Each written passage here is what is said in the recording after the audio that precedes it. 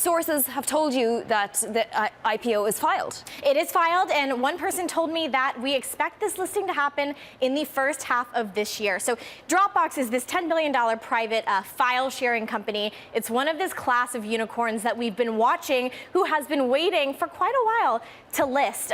We will be watching this closely. It comes in the ranks of Spotify, another deal that's looking to list this year. And also, I know that that Wall Street and Silicon Valley will both be watching this deal very closely because of how Snap performed since it listed in 2017. That was kind of a debacleist IPO after it listed in March. Dropbox does have some very different things going for it. It sells into businesses. The company has said last year that it is free cash flow positive. It's profitable on an EBITDA basis. And Drew Houston, the CEO, said last year that they have more than $1 billion in annualized revenue. So when you do think about this company and its financial profile, it has distanced itself already from the likes of Snap, which listed as an unprofitable social media company.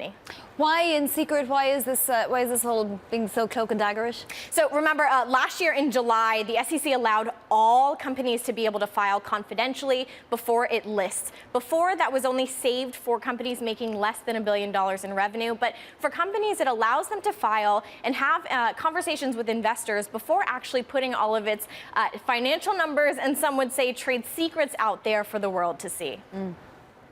Comes shortly, of course, Alex, after Spotify filed to go public. So it's been a busy year. Which banks will take the lead in this IPO?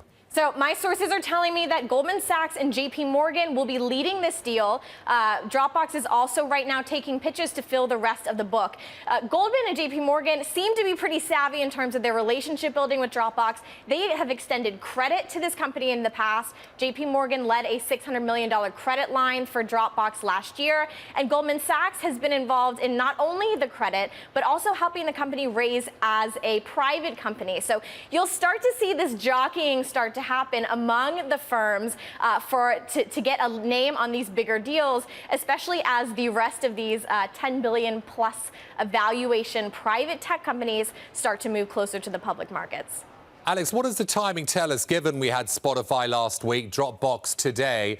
What does it tell us about the timing, and which other big IPOs can we expect in 2018? When I talk to people on the street, they point back to 2017 as a great year, a great foundational year for tech IPOs. We saw a lot of smaller listings, but the quantity was one that we hadn't seen for years after a slow 2016. So now with Spotify, with Dropbox, we have another large company, ADT, looking to raise more than $2 billion in its IPO. It seems like there's a lot of momentum from these tech companies to actually get public, which, you know, as we've seen, hasn't been the case basically since 2014. We've seen a big lull in U.S. companies deciding to get their cash from the public markets instead of raising money privately.